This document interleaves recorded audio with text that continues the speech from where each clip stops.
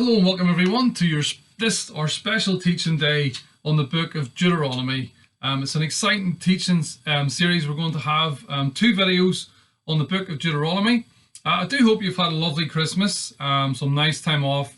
Despite all our current restrictions, I do pray you've been able to enjoy Christmas. I certainly have enjoyed it. I know that I've got to get started with the exercise program again and all these things. I hope you got some nice presents as well. But we're going to dig into the book of Deuteronomy. And what we're going to look at first of all is an introduction, an overview of Deuteronomy, just a little bit about what the book is about, some little bits of depth in there, and also some food for thought for you if you want to go off and explore that further down the line. And then we're also going to look at sort of three lessons, if you like, one today in this video and then two in the next video, where we look at what was God trying to teach the people and what is the purpose of the lessons in Deuteronomy for the Israelites and also then for us as well. So let's begin by digging into Deuteronomy and looking at what is the book all about, what is its purpose, when was it written, and all these kind of details. So Deuteronomy, as we already know, is the fifth and the last book of the Torah. The Hebrew word Torah meaning instruction or law. We also know the Greek term is Pentateuch, meaning five, so the first five books. So Torah in Hebrew, Pentateuch in Greek. The Hebrew title actually means Ela Debarim, which essentially means these are the words. So these are the words. Moses said to the people that God has said to him, these are the words. Tradition states, and we commonly accept, that Genesis, Exodus, Leviticus, Numbers, and Deuteronomy were all books written by Moses. We know that it's commonly referred to as the law of Moses. Even Jesus in Luke 24 verse 44 and also Luke 16:31 and many other places in Acts 7 verse 44, and throughout the Old Testament it describes the book of Deuteronomy as written. It's all written by Moses. It's the law of Moses. Jesus says it. Everything needs to be fulfilled that is written about me in the law of Moses. That's Luke 24 verse 44. Now, a bit of controversy, however, the book of Deuteronomy is commonly accepted to have been written around the year 1400 to 1406 BC. And we'll get into that just in a second, but Deutero is the word for second, which essentially means it's like a second law. And it's not really a second law, which again, we'll also look at in a moment as well. But a repeat of the law that had been said, back earlier in the Torah, in the scriptures. Now, liberal scholars say that the book of Deuteronomy was more likely written around the 7th century BC. So they're suggesting much later than what we hold to as being 1400 BC. Now, just to say, and we're going to look at this again a little bit more as well, there are no arguments, strong objective arguments to support that, and it is very much presupposed, which we're going to look at in just a second. Just as an interesting point about evidences for the date of Deuteronomy, the Deuteronomy culture that we see, the background of the culture in Deuteronomy very much fits with the late Bronze Age and writings of that time, which is often around 1550 to 1200 BC. And as I said, one of the evidences internally anyway about the date of Deuteronomy is it talks about in 1 Kings 6 verse 1, it talks about when Solomon decided to start building the temple. And it said 480 years later, he did this 480 years after the Israelites left Egypt. Now we know that Solomon, historically very well verified, that Solomon started to build the temple in around 966 BC, but 480 years later brings us to 1446 BC. So that's a good date, again, verified within the scriptures for the dating of the writing of the book of Deuteronomy. So as I said a minute ago, just to dig into it for a moment, some claim that it was not written by Moses. One of the reasons stated is that obviously it contains his death in Deuteronomy chapter 34. However, the reason behind this and the alternative theory suggested that it wasn't written by Moses and that it was written later was suggested in the 18th century by Julius Wellhausen. Julius Wellhausen suggested this different theory, and he said that Genesis in particular was written by different authors. And again, you'll find even today that some Bible colleges actually teach what is called the documentary hypothesis, the Wellhausen hypothesis. This idea that the Genesis and maybe even the writings of Deuteronomy were written by different authors. They subscribe to this idea of the J, E, D, and P. These are all sources dated between the 10th to the 5th century BC. J stands for Jewist, E is Elohist, and D is Deuteronomy, and P is the last one, was priestly sources, all tied in to write the books of Genesis. Again, giving it a later date, 10th to the 5th century BC. Now, one of the reasons they suggest this is that the idea initially back in the 18th century, they thought, well, writing wasn't invented at the time of Moses, therefore he couldn't have wrote it down in the 1400s BC. Now, they really thought this, and another, which of course we're going to find out in a moment is not the case, but another thought as well behind this is that they thought Deuteronomy was one of the, if you look in 2 Kings 22 verse 8, 2 Kings 22 verse 8, it talks about Josiah and the discovery of the law. So 2 Kings, and that's 22, 2 Kings 22 verse 8, it talks about this discovery. The book of the law is found, and in verse 8 it says, Hilkiah, the high priest, said to Shaphan the secretary, I have found the book of the law in the temple of the Lord. And obviously this is a later date that this discovery in Kings was written. So they propose that this is around 622 BC, and they say, well, this is when the book of Deuteronomy was found, along with the fact that writing hadn't been invented yet. So there's no evidence to support this, and in fact the evidence now widely rejects these 18th century claims about alternative writers of Deuteronomy. The evidence is now, again, I'll list some of these, you can dig into these further yourself, but that the writing was used before Moses. The Sumerians, long before Moses, 3000 BC, were writing essentially. Their discoveries to show that they had developed writing long before Moses. Parts of the Old Testament refer to Moses as the writer. Jesus, as we heard already, referred to Moses as the writer, and other New Testament writers also refer to Moses as the writer as well. It is very likely the part about Moses' death, which is talked about in Deuteronomy 34, it is very likely that Joshua himself was the one who wrote this, and he filled in this last part. Joshua himself said in Joshua 24 verse 26, it says, and Joshua recorded these things in the book of the law of God. Then he took a large stone and set it up there under the oak tree. So Joshua himself recorded what would have been passed down orally, these last events that we read about in Deuteronomy 34. And it's good to be in there because it just finishes off the bit about Moses.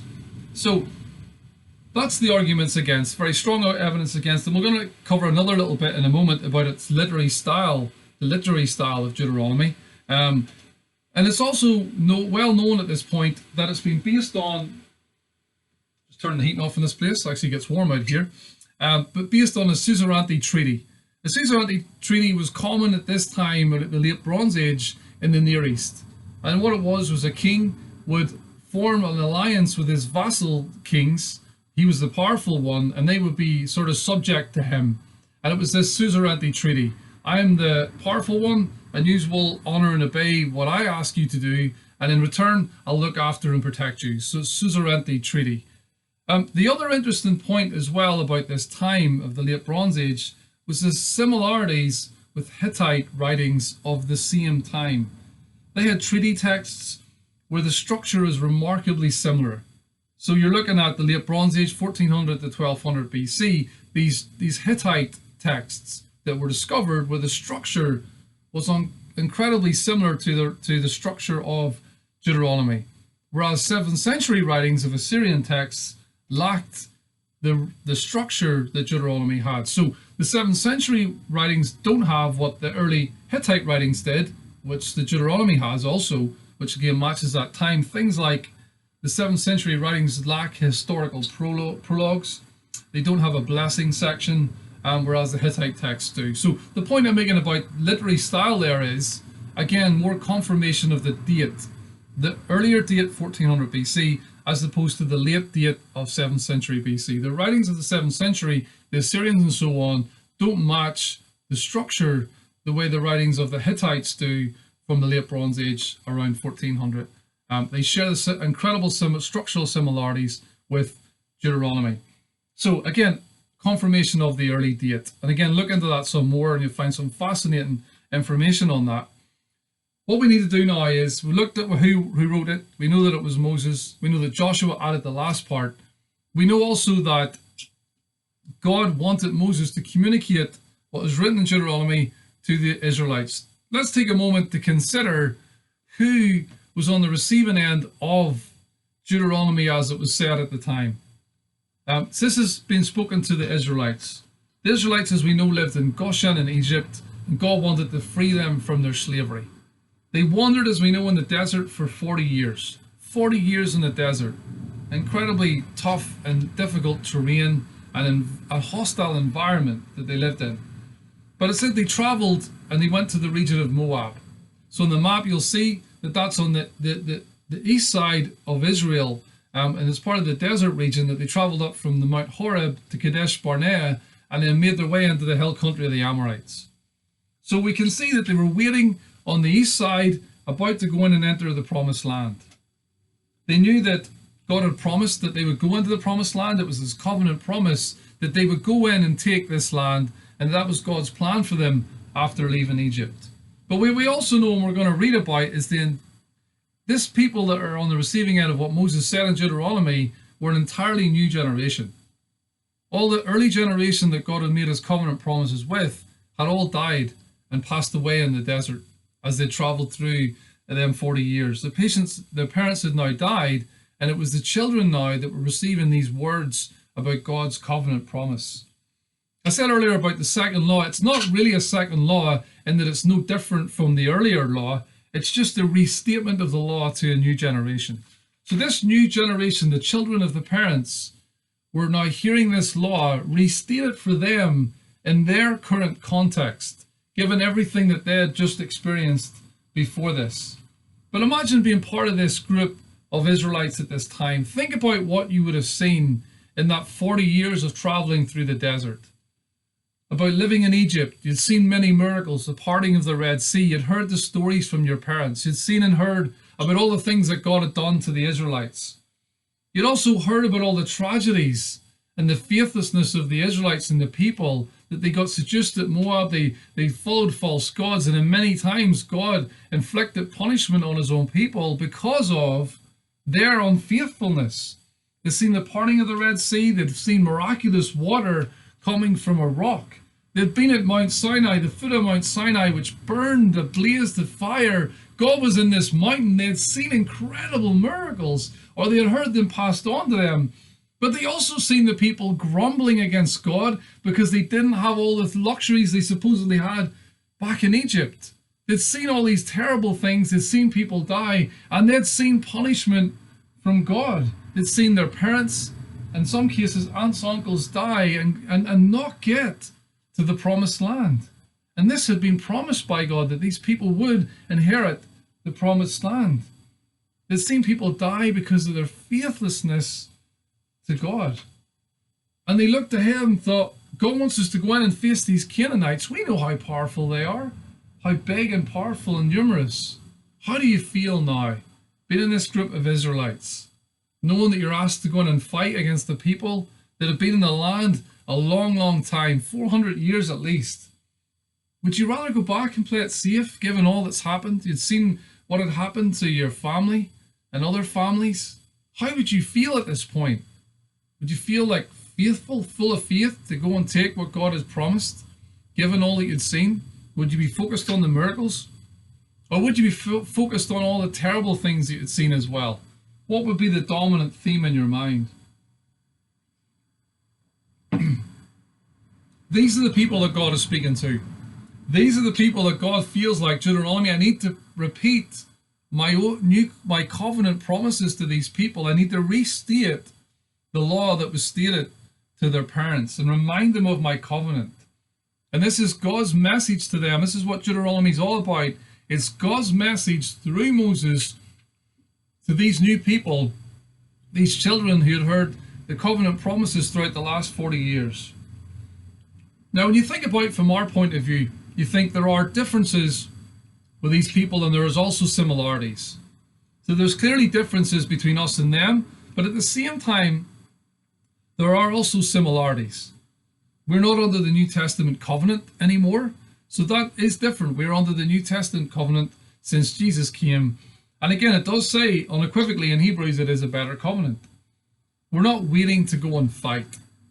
Thank goodness. We're not waiting to go to war. We're not getting our swords ready, our armor ready. The men go on and fight, the women stay behind. We're not in that situation. It is very different. Church and state is no longer one. So church and state law were all as one at this time. This was their governmental policies and regulations. This is why we have a lot of the rules that we have. The church at that point was all one with the state. We'll know today that that is not where we're at. Government legislation and our own beliefs as Christians are very different things. And in fact, at the moment, it feels like they're diverging more and more and more. So they're different things. So there are differences. However, I do believe we can benefit greatly from the book of Deuteronomy. And I believe that what's said to the people, these younger Israelites who became adults, is also God can say to us. These people had seen good and bad in their following of God up until this point. Things that could have increased their faith, but then also things that could have resulted in faithlessness, distrust of God. Why? Questions. Why would God allow these people to die? Why would God take vengeance on his own people? Why did God's promises not get delivered upon?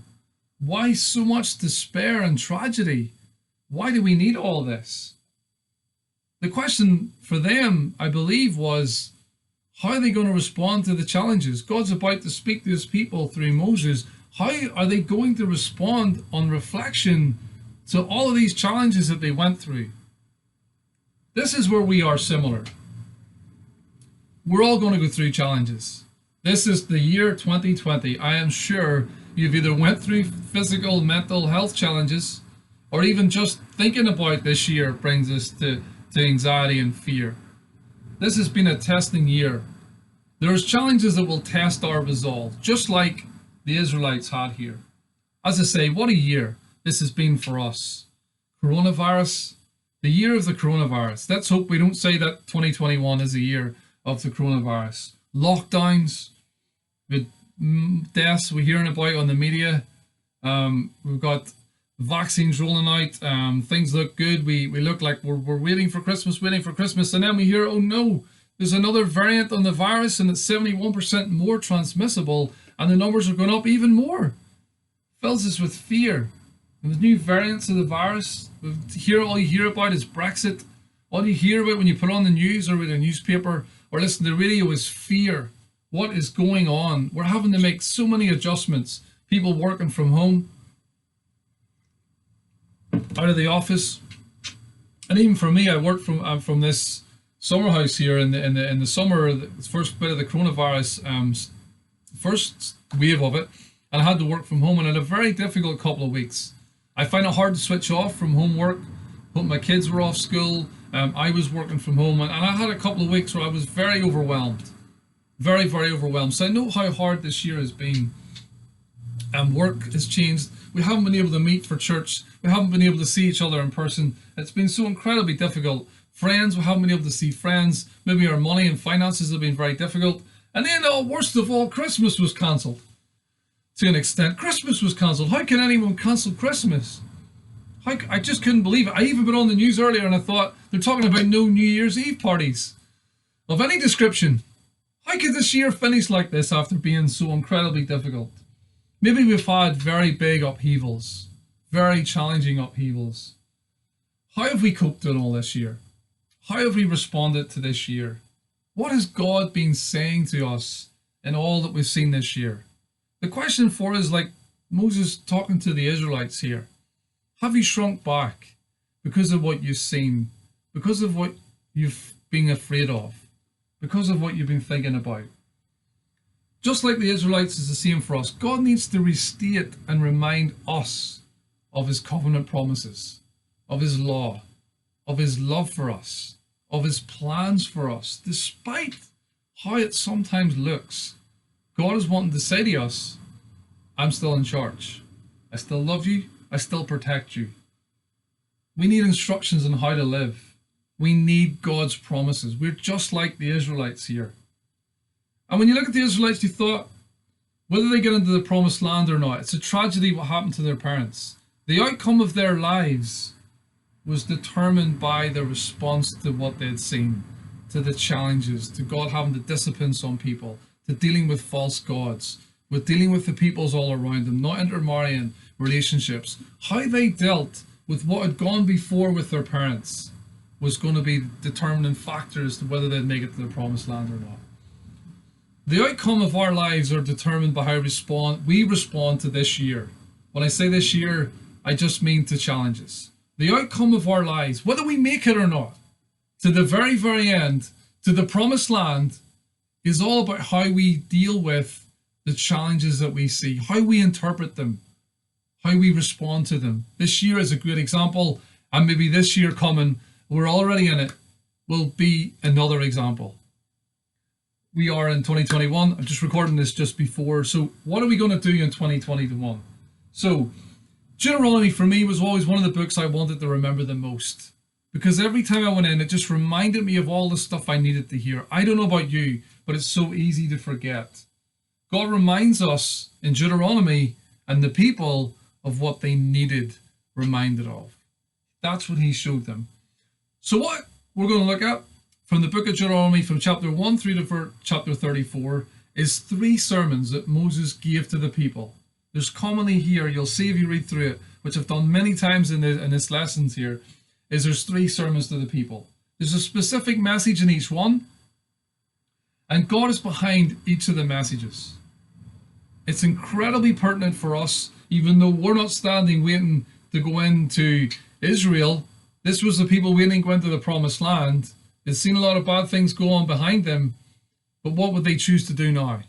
Are they going to make it to the promised land and help other people to make it there as well? So the 3 things we're going to look at, and we're going to look at the first one in this video, and then the second 2 in the next video. Today, the first thing we're going to look at is remember what God has done. That's chapters 1 to 4, and essentially what that is looking back. The second thing we're going to look at is worship God alone. That's chapters 5 to 26, and that's looking up. The third thing we're going to look at is making it to the promised land. 27 to 30, chapters 34, and that's all about looking forward. So looking back, looking up, looking forward as we move through the book of Deuteronomy. Keep in mind this overall theme. It's all about reading and remembering who God is and what he's done, and ensuring that we do not forget. Why? Forgetting, I don't know about you, it's so easy. I get embarrassed regularly by how I forget people's names. I forget where I last met someone. It's happening to me all the time, and it's embarrassing. We must not forget the most important things in our life. As we will see, it takes effort to remember. So we're going to look at these 3 things. We're going to look at the first one today. We're going to turn there now. And the first point in this, after we've looked at the introduction now, is remembering all that God has done. Chapters 1 to 4. Remembering all that God has done. So, from chapter 1, what we see Moses doing now is a time of reflection for the people. Let's just stop and think. Before we go into this land, you know, we were at Horeb, Mount Sinai. You can see that in the map. We traveled to Kadesh Barnea, and then we were at the Sinai Hill country of the Amorites.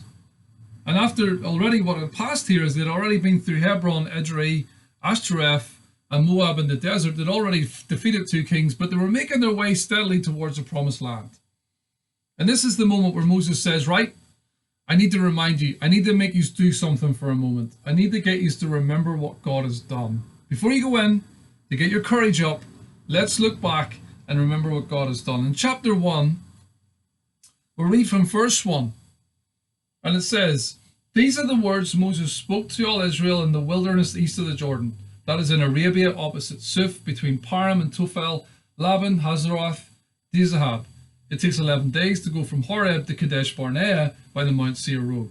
In the 40th year, on the first day of the 11th month, Moses proclaimed to the Israelites all that the Lord had commanded him concerning them.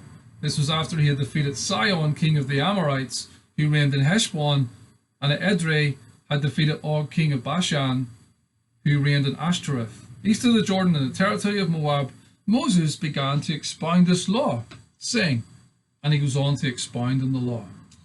Again, different versions use different words. Some say the word explain. He's about to speak to the people before they go into the promised land. And I love what he does first of all. He stands up and says, I'm going to expound the law. It describes it as expounding the law. What does that mean? It means to present or explain something in detail. What does it not mean? It doesn't mean a cursory reading, a glance, a reminder, a refreshment, a quick glance at the word. That just wouldn't do. A cursory reading was not going to cut it for these people right now. For them to go and face the challenges that lay ahead, they needed to look deeply into the word. In order to be equipped, they needed to look deeply. Again, Moses knew the challenge that lay ahead of them, and it simply would not do to just simply glance to take a cursory reading of the law. The same for us. James chapter 1, as we'll know this scripture very, very well, James chapter 1 tells us we are exactly the same boat here as the Israelites. In James chapter 1, in verse 22, it says, do not merely listen to the word and so deceive yourselves. Do what it says. Anyone who listens to the word but does not do what it says is like someone who looks at his face in a mirror and after looking at himself goes away and immediately forgets what he looks like. But whoever looks intently into the perfect law that gives freedom and continues in it, not forgetting what they've heard, but doing it, they will be blessed in what they do. It's exactly the same for us. Don't forget, look intently into the perfect law that gives freedom. In order to face the challenges ahead, we need to be people who look intently into God's law. And that's what Moses did. I need to expound, I need to explain in detail what God's word says. I really encourage us to dig deep. I think there's a connection we need to make here. And the people here, Moses speaking here, what would have encouraged the people to listen intently? Well, it was the belief that the words that Moses was saying was God's words. I believe this is the connection we must make when we read the Bible. God has given us his word. It's God's word. Therefore, miraculously, he can speak to us uniquely through his word each and every single day. I believe we must see God's word like this, that it's sharp and active. It's living and active. It's got the power to transform your day, your life, your week, your month, your year. God will speak through his word. I know it sounds obvious, but it's so easy to just see it as, did I read my Bible today? My Bible. Did God speak to me today is the way I think we should view it. And that's what the people needed to see. In verse 8, he spoke to the people and he says to them in verse 8, see, I have given you this land. It's God speaking and says, go in, take possession of the land the Lord swore to give your fathers, to Abraham, Isaac, and Jacob, and to the descendants after them. God's saying, I've given you this land. In other words, I've made a promise to your ancestors and I'll keep it. Let me remind you, I made the promise, I will keep it. As we know, the people were to go and take the land, but what they wanted to do first of all was to spy out the land. Let us send spies. So they sent spies to spy out the land. In verse 22 and verse 23, we read about the fact that they were unwilling. Verse 20, they said, let us go and send spies ahead to spy out the land. But then in verse 26, it says, but you were unwilling to go up. You rebelled against the command of the Lord your God. You grumbled in your tents and said, the Lord hates us, so he's brought us out of Egypt to deliver us into the hands of the Amorites to destroy us. Where can we go? Our brothers have made our hearts melt in fear, they say. The people are stronger and taller than we are. The cities are large with walls up to the sky. We even saw the Anakites there. More large, scary people. So the people lost heart. They were unwilling to follow God's instructions because of what they seen in front of them. Large, tall, scary people that they felt too afraid to go and deal with the situation. They were too afraid. And it's interpreted by Moses very clearly in verse 32. He said, in spite of all this, Moses reminded them, look, God has carried you. Verse 31, know how the Lord your God has carried you as a father carries his son. Verse 32, though, it says, in spite of all this, you did not trust in the Lord your God, who went ahead of you in your journey in fire by night, They did not trust God. Despite all God had done, they still did not trust him. And Moses is reminding the people of this. He sent spies up.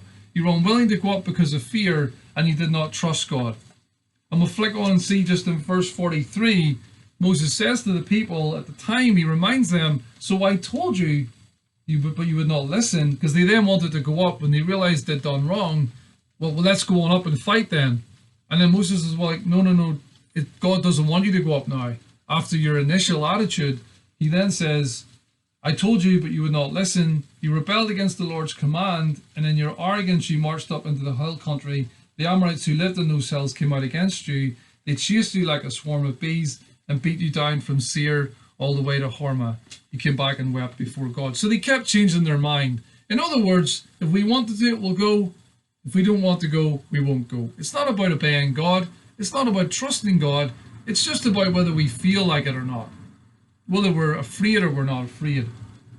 God gave clear and precise instructions, and the people rebelled against his instructions. And Moses is looking back here, and he's pointing out something clearly to the people as a little starting point before they would go into the promised land. He says, look back and you'll see that the fault lay with you guys, not with God. God was not unfaithful to his promises. The fault lay with you. You rebelled against God. So remove your rose-tinted view of the past. You're going to look back to the past and think, why did God let us down? How did that all go wrong? Why are we trying to do this now? No. Look back at the past and you'll see that God was faithful, but that the people weren't. The mistakes that were made were avoidable. God was ever loyal throughout all that time. Look back for ourselves in our own Christian lives even, and you may see many times it's been our own bad decisions that's led to the problems that we had. I look back at times in my Christian life. I remember bad spells in my Christian life about 7-8 years ago when I started a new job, and I was in an office full of lots of men and women, and it was a time for me where I was training more, and I just know there was just more of a vanity and an arrogance in me, where it was a lot more about how did I look, what do people think of me, do they think I'm this, do they think I'm that, and I know there's a part of me that was just not spiritually minded, but it brought pain in the end to me personally, and I realized it was my own bad decisions. God did not let me down. It was my own bad decisions. So it's important when we look back, we see that when things go wrong, it very, very often be our own decisions. But God wants us to take responsibility and remember that God has been faithful. And in this situation, God had been faithful. So this is chapter 1. Moses looking back and just saying, have the correct view of the past when you look back. Chapter 2 then, we see that God keeps giving instructions. In verse 1 it says, then we turned back and set out towards the wilderness along the route to the Red Sea, as the Lord had directed me. For a long time we made our way around the hill country of Seir. Then the Lord said to me, you have made your way around this hill country long enough. Now turn north. So he says, you've went around here long enough. Let's turn north now. Let's go this direction. God's giving them instructions. He says in verse 14, he says that 38 years passed from the time we left Kadesh Barnea until we crossed the Zered Valley, which crossed over to the east side.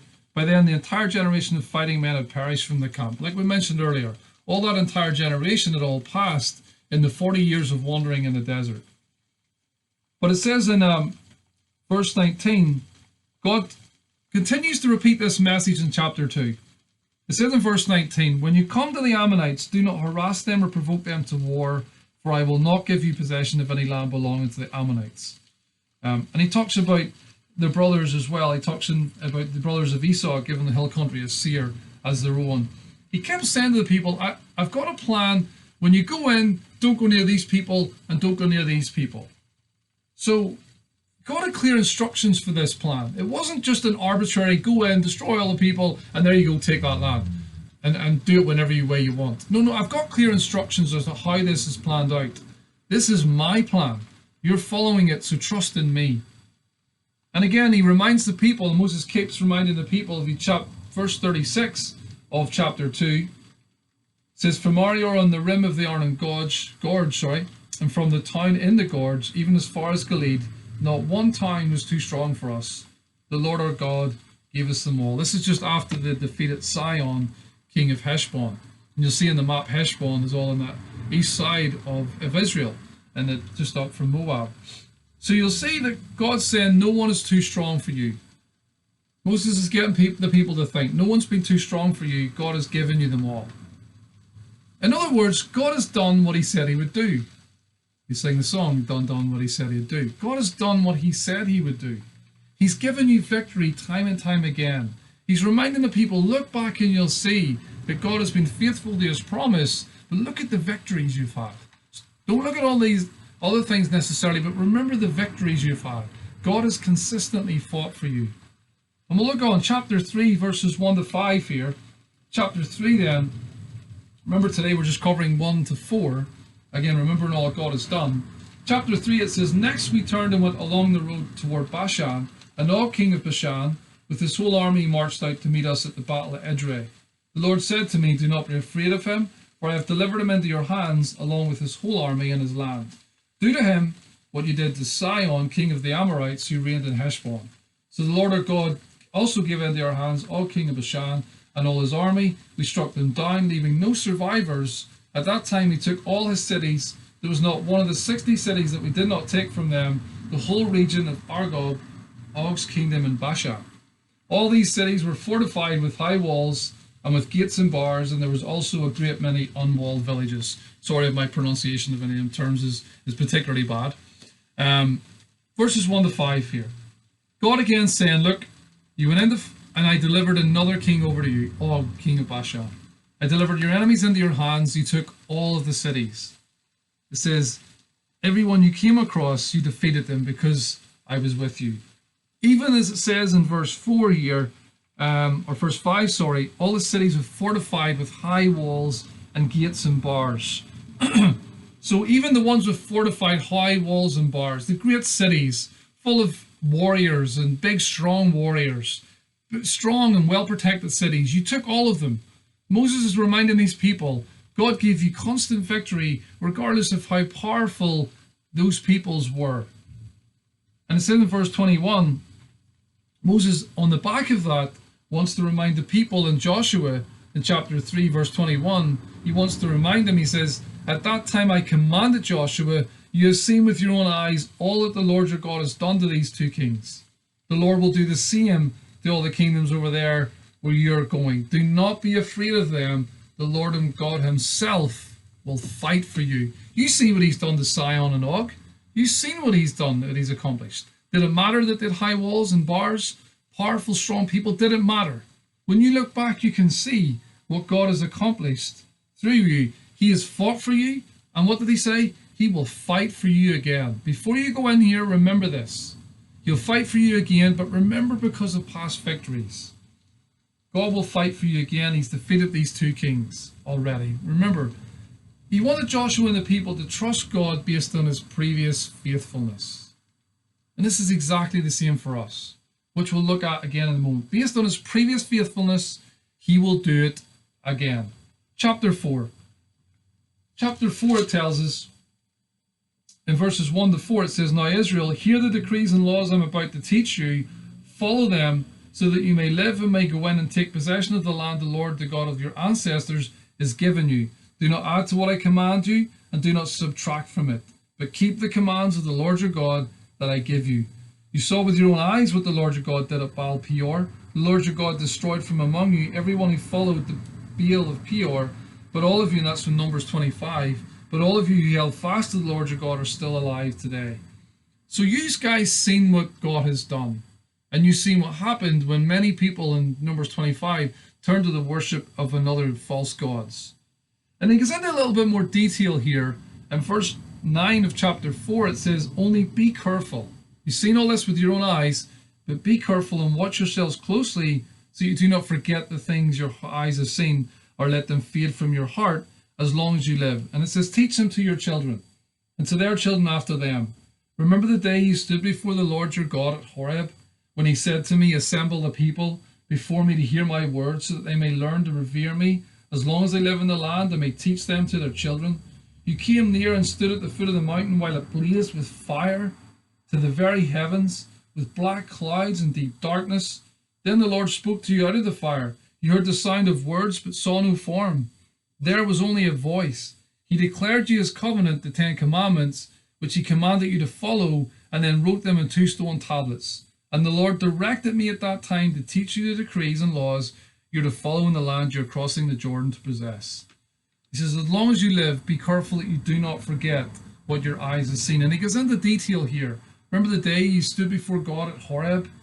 And he describes the details about what they had seen on that day, the incredible sights that they had seen. And just the last verse in chapter 4, it says in verse 35, why you were shown these things. You were shown these things so that you might know that the Lord is God.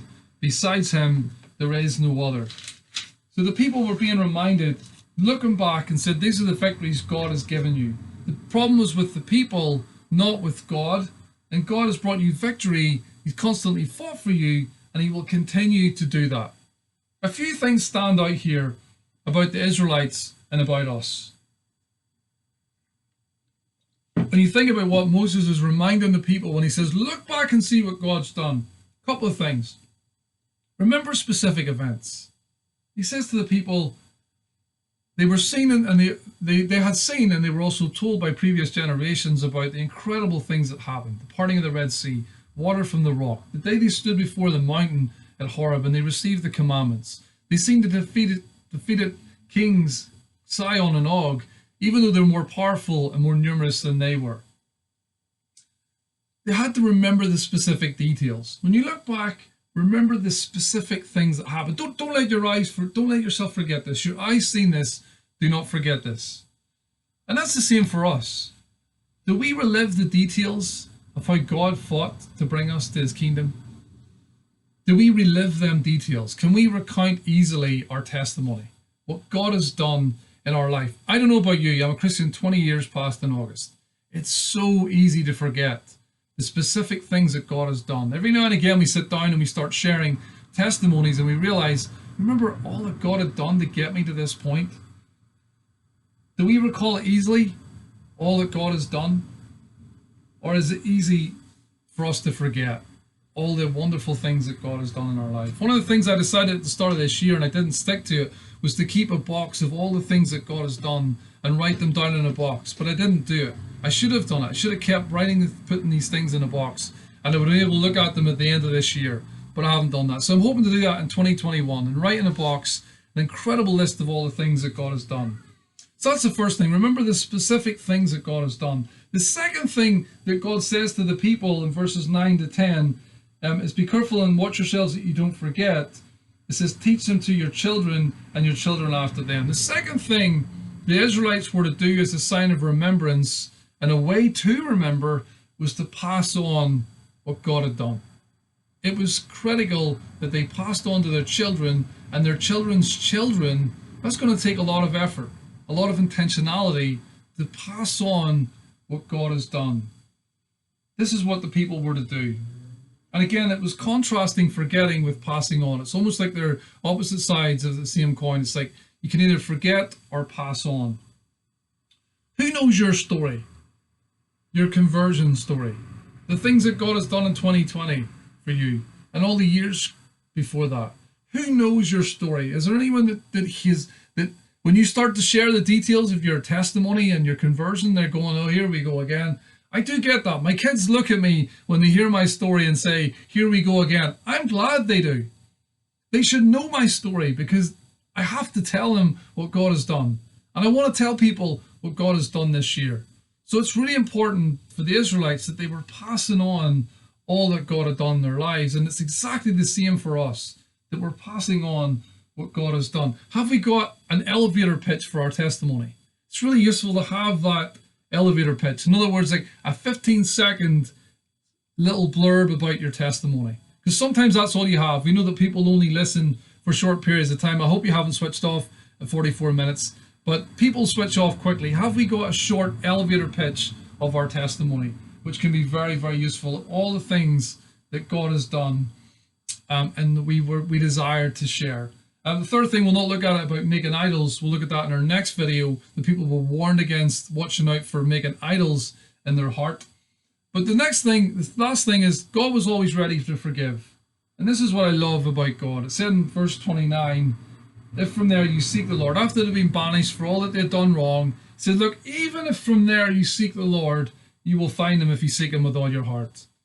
Regardless of what situation you're in today, regardless of how far they were from God, they could always come back. It's exactly the same for us. No matter what year you've had, month, week, or day, no matter what decade you've had, God says, if you seek me with all your heart, you will find me. There's no doubt about that. It doesn't matter what you've done. If you come near to me, change your ways, which is necessary, but seek me with all your heart, you will find me. And what an incredible promise to the world that we get to offer to the world. Wherever we're at today, we can start afresh. We can start afresh and seek God with all our heart. As we go into 2021, whatever your 2020 has been like, God has said, seek me with all your heart and you'll find me. And from there, I'll direct you with my covenant of love, full of incredible promises for you to get you to the promised land, which we're going to look at very soon. Thanks for tuning in today. This is our introduction to Deuteronomy and our first point, looking back and remembering all that God has done in the Israelites' life, but also looking at what he has done in our life. Next up video, we're going to look at chapters 5 to 26, which is about worshiping God alone. And then we're going to look at chapters 27 to 34, which is all about making it, as I know we all want to do, making it to the promised land. Thanks so much for tuning in today. We're going to be back with the second video very soon. Again, dig deep in anything that's really inspired you today. Thanks for listening.